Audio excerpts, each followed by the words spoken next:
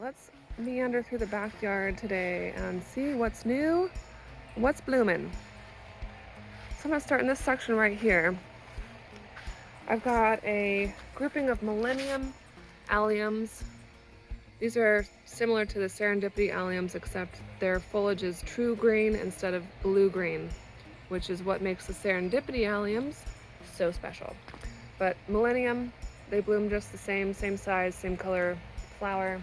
They're great. This is an autumn empress azalea with the hot pink blooms. Behind that are 3 clumps of swamp milkweed.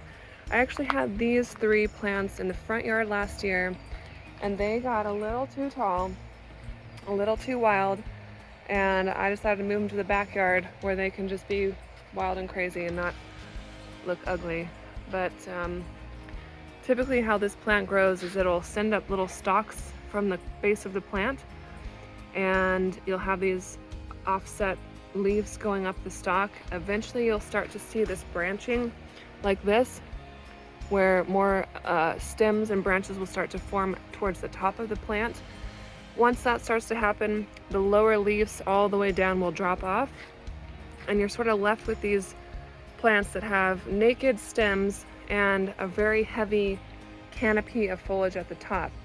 And when it rains or the wind blows or both, you're gonna get plants that are just kind of laying out, and these really do need to be staked. They're not the most attractive plant in my opinion. I do have them here for the monarchs, and that's really it. I did sprinkle in some zinnia seeds. I just ripped open a packet of seeds that I got for a couple of bucks and just scattered the seeds out here. And you can see some little seedlings coming up, and they'll fill in. They'll probably get, 18 inches tall or so, and fill in that area. Hopefully they'll sort of cover the nakedness of the milkweed stems once they drop their leaves. But zinnias are super easy to grow from seed, so if you feel like you've got a black thumb and have given up on gardening, I would try zinnias. They're honestly the easiest thing. Literally just threw the seeds out here and walked away, and they start to germinate, within that first week, and they don't really need a whole lot of love from you. Let's see, down here we have some coreopsis. I don't remember the exact name of this variety, but I had these in the front yard last year, and they had a really bad problem with powdery mildew. They looked like this, and then they just suddenly looked like Dusty Miller, and I didn't know if it was just a weaker variety, so I dug them out, moved them to the backyard, which is what I do. If you don't look prim and proper, you come to the backyard. Another orange coneflower. I believe that's an adobe orange just because it has more of a green cone, but I am not certain. This is a Little Devil 9 bark. It's actually kind of hard to pick up this color because it sort of blends in with the color of the deck. But this is a red accent plant that we have here. The foliage kind of emerges a little more green. It puts on white flowers in the spring, and then as the season progresses, the foliage does turn a little more red. You'll see that, the hotter it gets out here, the more intense that red color is. And oh gosh, I'm so excited to show you this. This is a Forever Goldie arborvitae. I had been looking for one of these for at least a year, and I could not find them anywhere last year. I finally found probably half dozen of these at a certain nursery up north where I work, and they had them for sale for $250 a piece, and they were just about this size. That's ridiculous. I was able to find this one at a much more reasonable price, and I'm so happy to have it here. This is a arborvitae. The, I guess, Latin name is called Thuja plicata, and these are like a cousin to the green giant arborvitaes. They have a little bit thicker of a texture on the leaves, and they are a little more resistant to the deer, which really love the Thuja accidentalis if you have that. Those are going to be your emerald greens.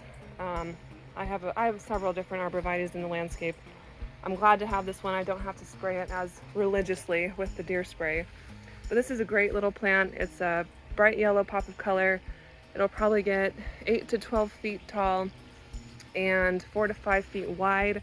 So it will fill out this space and sort of just grace the walkway here. And it's beautiful evergreen block. Love it.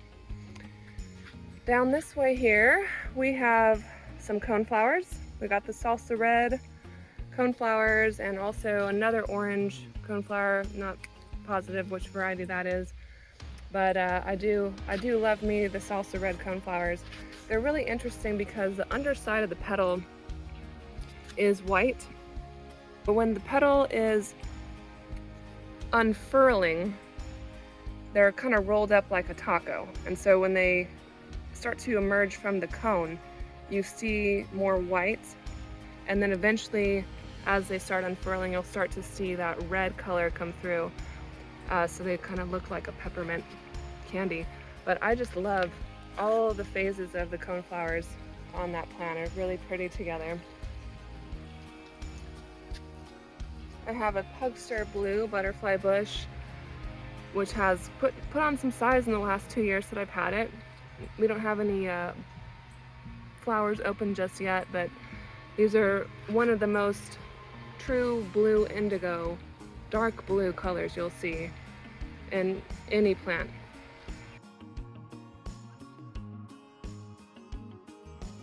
And this little daisy here was a gift from a coworker of mine, also a garden friend, and she gave this to me as a gift. I believe this is a Marguerite daisy.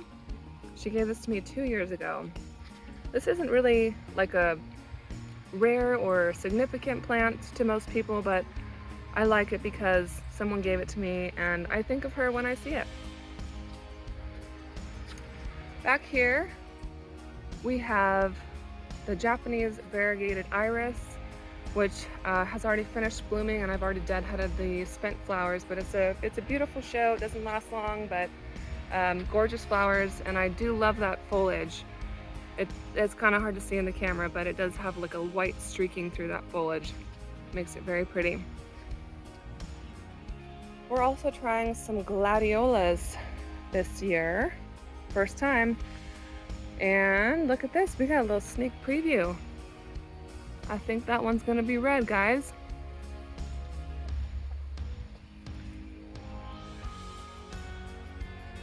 And then further on into this bed, we have 3 Miss Pearl butterfly bushes.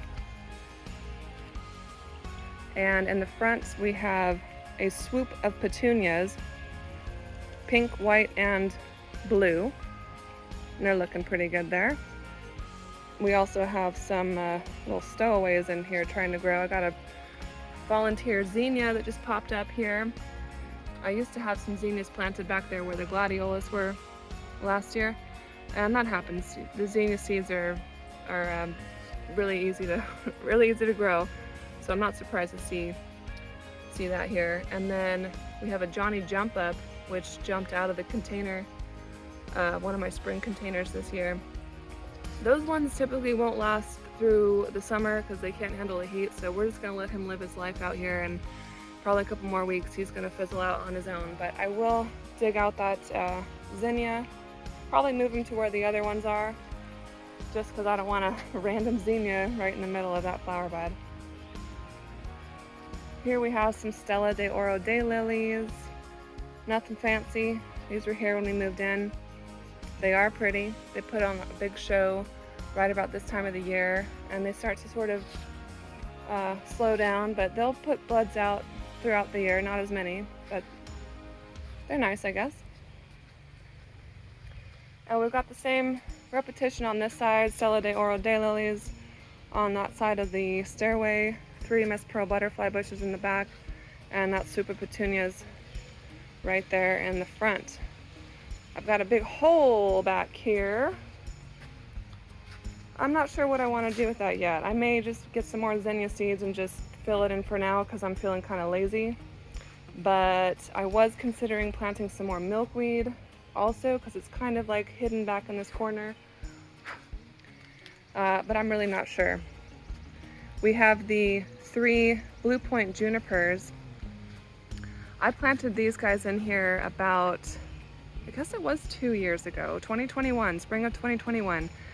And they were maybe like 2.5 feet tall back then. Their tips only came out to maybe about here. And they've put on all this height in the last 2 years. So they are really just doing what I want them to do. I'm trying to create a wall, a screen here to hide our basement walk-up area.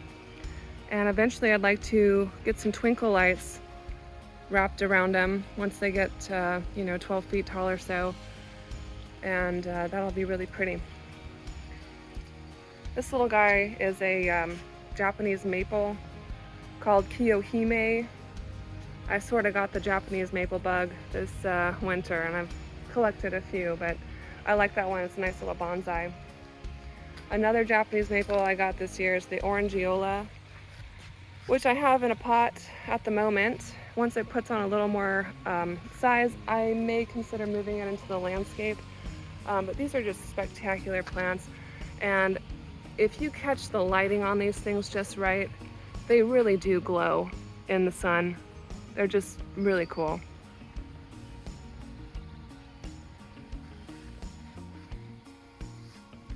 Got a couple little free seedlings from my own plants, some coneflowers, and I think that's a Nephophia. That grassy one's a Nephophia. But if you grow coneflowers, they will send seeds out all over the place, and you'll get these little seedlings. And you can leave them right where they are, or you can put them in little pots like I have done, and I'll end up moving those to other parts of the garden. There's our little patio peach tree. See, we actually got some peaches this year. Last year we didn't have any fruit. I think we may have gotten a late frost that took out the little buds last spring. Okay, and let's check out the pond garden here.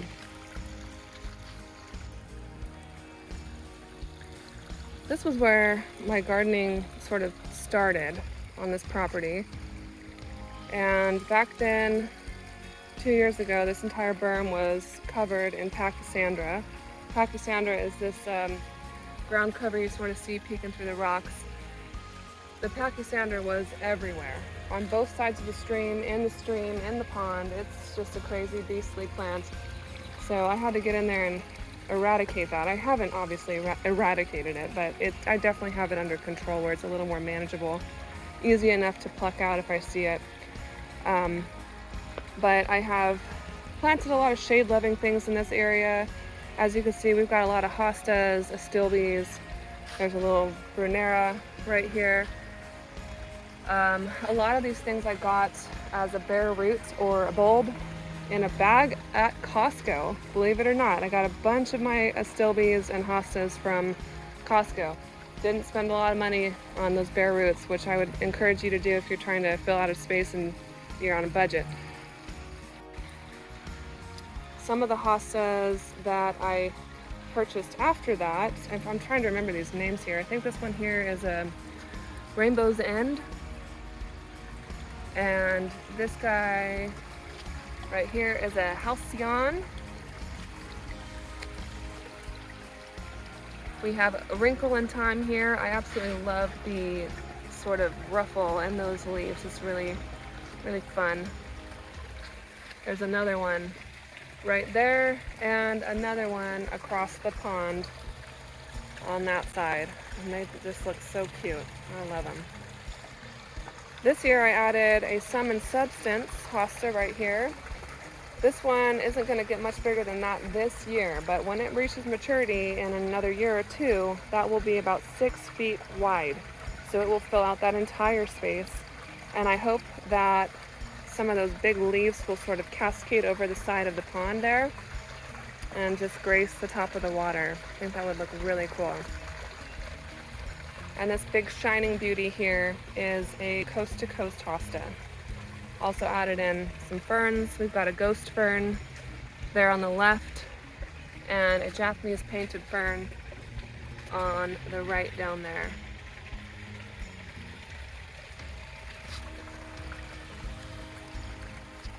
I deal with a lot of damp soil through this area, and I think that the reason for that, whenever we get rain, obviously the water will fall where you see it, but it will run off the patio and into this flower bed right here. And because the pond has a liner in it, the most natural flow of water, gravity's going to pull it down this section here. So this whole area is always very moist, which is why the hostas really like it here, and also why this moss really likes it here. I added this in this spring. We've got the Scotch moss, which is that kind of bright green, and we've got the Irish moss, which is the dark green. But eventually those will fill in together, and we'll just have a nice little carpet of interesting colored moss through here. And I love that. Another addition this year was the black truffle lobelia, which also likes to be in moist soil. It would probably prefer a little more sun, but we're gonna see what happens. The Japanese maple that we have here is a Tanukiyama Japanese maple, sort of the star of the show here in this garden. And up here in this front section, right off the patio, I'm really struggling with, I think it's the soil is just too damp. I honestly don't know what else it could be, but the first year I had perennials in here, none of them came back last spring because, most likely because of root rot, because the soil was too moist. Last year I tried some annuals in here. They did okay. This year I'm trying petunias, the same variety of petunias that I have on the other side of the patio, and they are looking pitiful over here. And I am probably gonna just pull them out and start over, just try something else in this section here. So I don't know what else to do. I do have some Ogon grass, sweet flag Ogon grass, 3 clumps of that. All 3 need to be divided very badly. And then we have this beautiful section of ground cover. It's some kind of ajuga. It does have like a purple tone in the leaves. I think it's gorgeous. I don't know the variety. It was here when we moved in, but it's really wonderful. Over here on this side of the pond garden, you can see all the astilbes are blooming, and we also have the hydrangeas. These 3 hydrangeas that you see here, all of them are from the Endless Summer series. The one on the right there is a Summer Crush hydrangea, and the 2 below are Bloomstruck. So these are all called Endless Summer because they are macrophyllus. They do bloom on old wood and new wood. So the blooms that you see right now, those are coming off of the old wood, and the new wood it would be like this. They don't have the flowers just yet, but they're coming. So you'll have this succession of plants or flowers on these plants throughout the season, which is how they get their name Endless Summer. But they are macrophyllus. They do prefer more of a shady environment, which is perfect right here. They do get a little bit of morning sun, but they're great. Really excellent plants. This one here, the Summer Crush hydrangea, when I first purchased it, it was hot pink. Last year I did not get any flowers on it because I didn't prune it right, and this year we're getting these gorgeous purple blue flowers, inflorescence as they call them. Really gorgeous. I also added another encore azalea. This one's called Autumn Twist. See the picture here. Got like a lavender petal with some hot pink variegation through that. So I think the encore azalea paired with this Summer Crush hydrangea are gonna look really spectacular together. I also got a Pugster amethyst butterfly bush here. on clearance, 50% off. Don't know why, it's perfectly healthy. I mean, yes, some of the bloom heads are browned out, but that's completely normal for these plants. All of my butterfly bushes go through the same process, so anyway, I'll take her. She's beautiful. I also added in a sombrero lemon yellow coneflower. I purchased 2 of these last year and I was a little late getting them into the ground. I didn't get them in the ground till probably late fall, and they did not return this spring. And I think the reason for that is coneflowers really do need a decent amount of time to get their roots established before they get into winter. So if you are planning on getting coneflowers and you're getting them in the ground a little bit later in the season, they do suggest that you go ahead and deadhead them, and that way it forces the plant to focus energy on developing the roots instead of the flowers, so they have a better chance of making it over the winter. Here's another arborvitae. This is one of the Thuja occidentalis. Let's see, I have a tag on this. I don't have a tag on this. I think it's a mirror jam or something, but just a nice little round spear. I also got this little salvia on clearance. I think it was like $2.50. Nothing wrong with it. So I'm happy to take it. All right, and then we have this beautiful crabapple tree. This is a sugar time crabapple tree, and we got this planted in here in the spring of this year. So I'm very happy to have that. It will offer some fruits for the birds to enjoy, and it is a persistent fruiting crabapple tree, so the fruits will stay on the branches to let the birds kind of eat them throughout the winter, and the new growth from next year will push anything else off. But just a nice little ornamental tree to have here in the backyard. Really quick, I wanted to talk about this Rudbeckia that we have here. This is a volunteer from, I don't know, some other Rudbeckia I had here last year maybe. It just sort of arrived, and unfortunately it does have a really bad case of powdery mildew, and it's starting to look a little ugly in the crown of the plant. It's also grown so large that it has started to take over this little space. I do like to leave room to bring the lawnmower across the patio to the other side, so we will be pulling that out. I'll be pulling that out. But I just wanted to show you what one seedling turns into. This is what one seedling looks like. Right? That there is a Rudbeckia seedling, and someday that'll be as huge as that one over there. I think it's going to be okay in this section because it may actually offer some support to the swamp milkweed plants. They'll actually have something to sort of rest on, so they're not like flopping over all over the place. But yeah, that's just what happens. All right, let's go look over here. This is a newer section of the backyard. When we had the lawn resodded, we told them not to put grass where the mulch is, basically. So we reduced our lawn footprint, which I'm so happy we did. Less lawn to mow. So right now it's sort of a work in progress. I have a lot of the foundational pieces in here to start with, and yes, eventually I'll add some perennials and other flowering shrubs, make it pretty.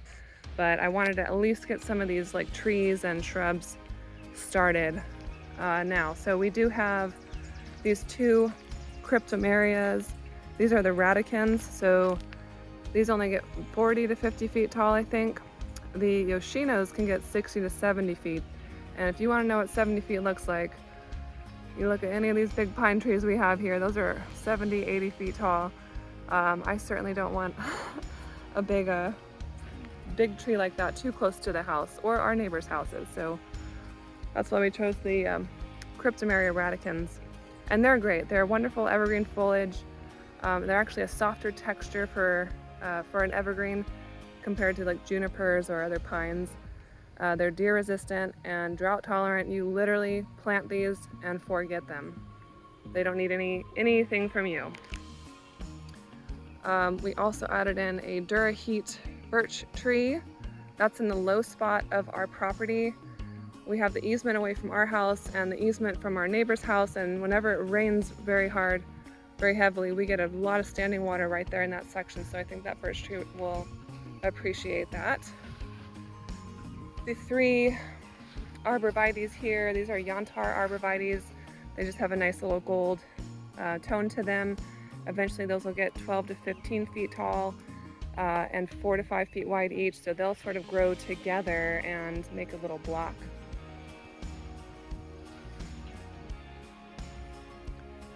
And up here we have a camellia. This is an April Dawn Rose Blush. This can be trained to be a tree or a shrub. I'm not sure yet what direction we're going to go with that, but it's a nice evergreen glossy foliage, and will have a nice pretty peachy color flower in spring. Here's a loropetalum that I'm not impressed with. Like half of the plant is dying. I don't know why, but it may not be here for much longer. This cutie is an Oregon green Austrian pine, and I love this one. You know, these ones kind of can take on an irregular form, and so they'll have like one side that's very kind of more foliage than the other side. They don't look symmetrical, but this one does, and that's why I picked it up, and also because it was 50% off. But he's like maybe, I don't know, 3 feet tall, but just a nice little accent tree here. Another tree that is kind of a plant and forget is this one here. This is an Arizona cypress, and this one is called Carolina Sapphire. It has a really pretty foliage texture and also gorgeous icy blue color. And this cutie up here is another Japanese maple. This one is called Fire Glow. I got this for like 40 bucks online. It doesn't look very significant right now, but someday it'll be like 15 feet tall. And I just want to try and spin the leaves a little bit so you can see. And when the sun catches these Japanese maples just right, they really do just shine out here. Love them. The other shrubs over here, we've got a spice bush, a black beauty elderberry, and another camellia down there. Let's see, when the sodding was over and we were left with this kind of barren soil, what we did to suppress the weeds was the cardboard method. So you can see some of this cardboard still like breaking down. So we just laid cardboard down. I also used contractor paper because we started running out of cardboard. And then we just put about a 3-inch layer of mulch over the top of it, and it's made a huge difference. Absolutely, like I can't imagine trying to maintain the weeds in this section with everything else going on. And that is about it for the backyard tour. Obviously, I still got lots of work to do, but for the most part, it's looking pretty good. And I just love this shot right here. All right, see you next time.